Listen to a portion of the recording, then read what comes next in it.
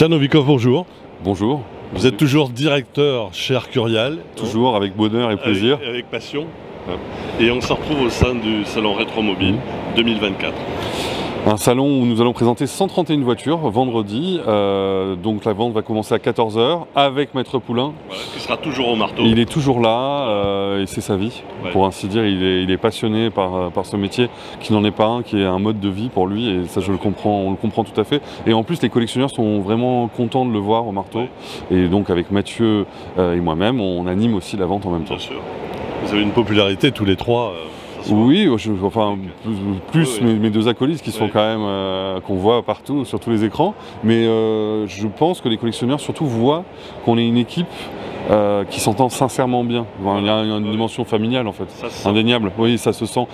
Et en fait, prendre les enchères dans ce cadre-là, il y a un côté chaleureux, rassurant pour les collectionneurs. Ça, je le comprends tout à fait.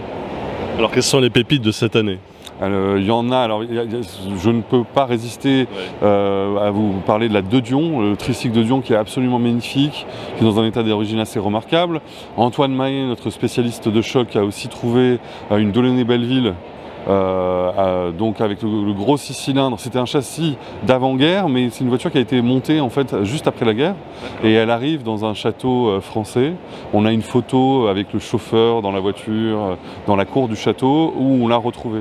Elle a été arrêtée depuis des décennies. Dans toute l'historique là. Magnifique sortie de grange, c'est ça une sortie de grange, magnifique sortie de grange.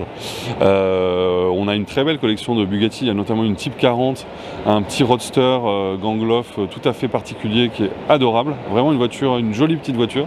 Il y a une Samson aussi, un cyclecar Samson qui est superbe.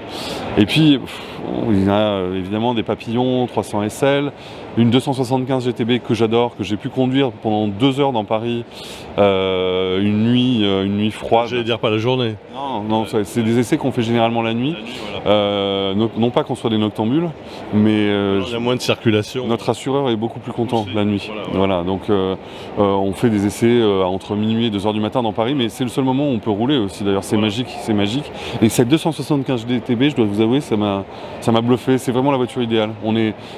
C'est une voiture qui est homogène. Il n'y a pas un seul défaut dans la conception. Je trouve la boîte est fantastique, boîtier de direction, le moteur a du couple, il est évidemment sonore, mais c'est vraiment une voiture remarquable que j'ai adorée. On a une California évidemment, châssis long, et puis des voitures plus modernes comme cette Singer. Alors c'est la première fois qu'une Porsche Singer est vendue aux enchères. Voilà, vendue aux enchères en Europe. C'est pas mon goût personnel, mais c'est intéressant d'avoir ce genre de voiture aussi. Parce que sûrement des acheteurs. On verra, c'est aussi un test. Et puis, c'est plus contemporain maintenant. Ouais. Oui, c'est contemporain, mais c'est déjà collectionné. Ouais. C'est un peu comme les supercars au fond. Voilà. Une McLaren Speedtail, c'est déjà une voiture de collection. C'est tout à fait logique d'ailleurs, dû au nombre d'exemplaires, à l'héritage historique de la voiture. C'est tout un ensemble qui fait que quand on l'achète, on pense aussi comme un collectionneur. Et non pas comme les gens le disent souvent, comme un spéculateur.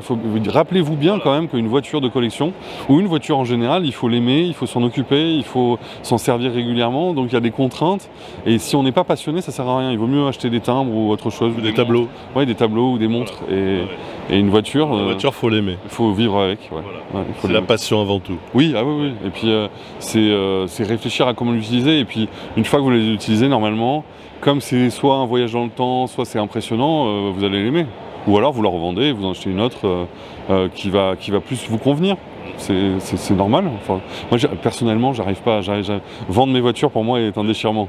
Donc, il faut avoir la place aussi. Oui, il faut avoir la place. Moi, j'ai beaucoup d'amis, donc ils ont tous des. Un petit peu, voilà, exactement. Non, souvent, les collectionneurs, c'est des problèmes de place.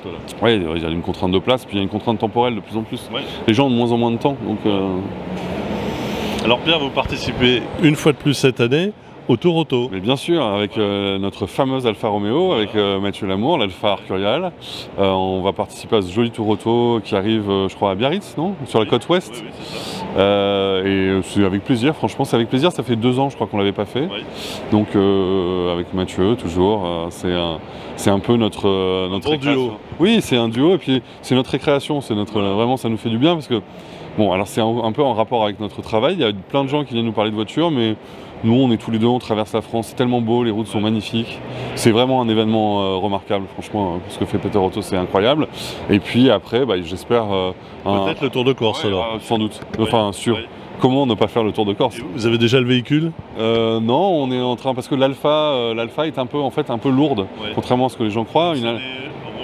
Virage, très sinueuse et donc peut-être soit peut-être une Ford Escort ou alors une Porsche. Il y a des gens qui font des Porsche remarquables, donc je ne sais pas encore trop, mais je pense que c'est bien de l'arrière pour les virages, les Porsche. Une Ford Escort, moi je crois que ça va me convenir. C'est à l'ancienne. Je pense que normalement ça devrait le faire. J'espère.